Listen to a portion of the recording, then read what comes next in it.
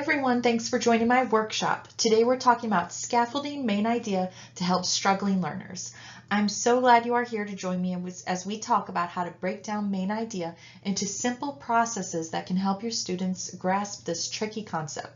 This workshop is approximately 10 minutes long, and I hope you'll stick with me all the way to the end for a special resource. So let's do some quick housekeeping so I can give you an overview of how this workshop will go. I'm going to quickly introduce myself, and then we are going to dive right in and talk about identifying the topic. From there, we'll discuss understanding how words are related and how sentences are related. We'll talk about getting students to write main idea and details paragraphs, getting them to read to identify the main idea, and finally getting them to explain how details support. So let's get started. First, I just want to introduce myself for anyone who may not already know me. I'm Cassie Smith, the teacher, author, and curriculum designer behind Thrifty in Third Grade. I founded Thrifty in Third Grade back in 2013, and I've been creating curriculum for elementary school teachers ever since. I have also started to work on creating professional development for teachers, so I'm really excited you are here to join me in my workshop. Be sure you're signed up for my email list so you never miss out on any future workshops. Okay, now we're going to get started. If you want to take any notes, you can download the PDF that just popped up. You don't need it to listen to the workshop. I just created it for anyone who likes to make notes about things as they learn. So let's make sure you're in the right place because no one wants to feel like they've wasted time. So stick with me if any of these sound like you. You're looking for ways to support your struggling learners with main idea. You want ideas for differentiating main idea or ideas for providing interventions for main idea. And you want a scaffolded plan to support your students. If that sounds like you, then let's get to it. So let's get started with this scaffolding structure. This is what we're going to reference throughout this workshop as we talk about scaffolding main idea for your students. I created this pyramid to show the sequence of the processes we're going to talk about. So let's talk about identifying the topic first. Identifying the topic is the first stage in understanding main idea. It's the most general way to describe what a text is about. As soon as we begin reading to children at a very young age, they are exposed to the idea of topics. Think about it. You might read a farm book to a child, or a book about snakes, or a book about giraffes. When you first show them the book, you might tell them, "This is a book about farm animals," before you even begin reading it. So the first way to support your students' understanding of topic is to provide them with images. This is a very simple way for students to look for connections. Take this group of images, for example. If you just showed a student the picture of the cracked egg, they might say baking, but they might also say chickens. But when you show the other images along with that one, students can conclude that the topic is baking because they're making connections between the images. Now, you might think that this is a really basic idea, but you can use this strategy with students in any grade level. You can give older students real-life photographs to study and look for connections. You can differentiate this activity based on the types of images you choose. How specific can students get with their topic? If you show many images of rides at the fair, will your students say the topic is the fair, or will they say rides, or will they say fair rides, or will they get really specific and say North Carolina State Fair rides?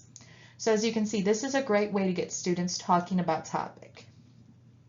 You can also branch off of this by using nonfiction texts and previewing the images in the text and having students try to determine what the topic of that text is going to be.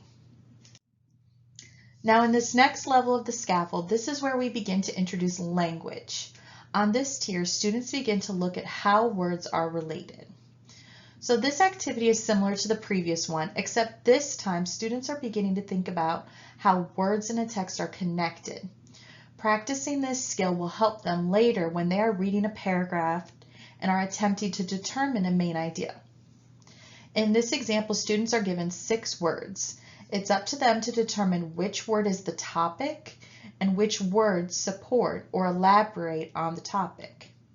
You can differentiate this easily by giving students simple words to relate or much harder words such as vocabulary from any content you are covering. Don't underestimate how much this activity can actually help your students.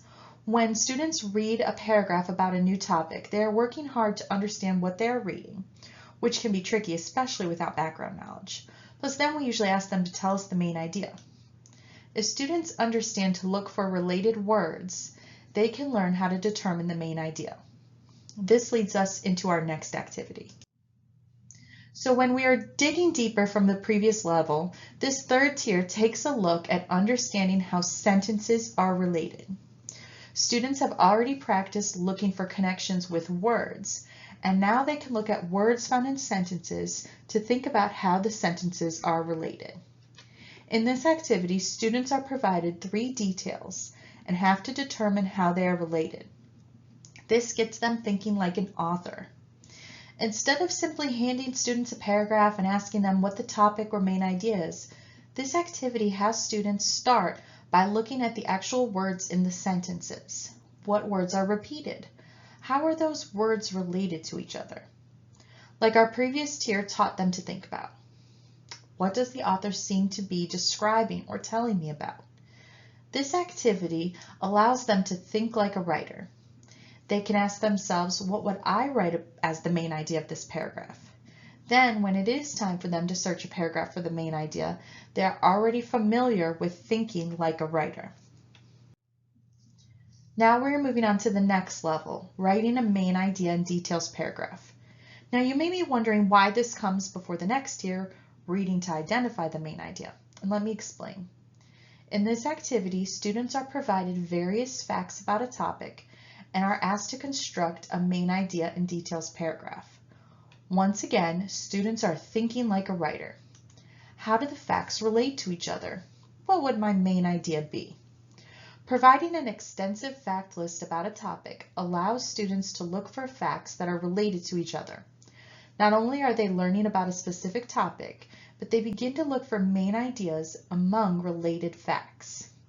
In this example list, you can see that there are many different facts about savanna grasslands. Some facts talk about the location of savannas, other facts talk about the climate, and some talk about animals.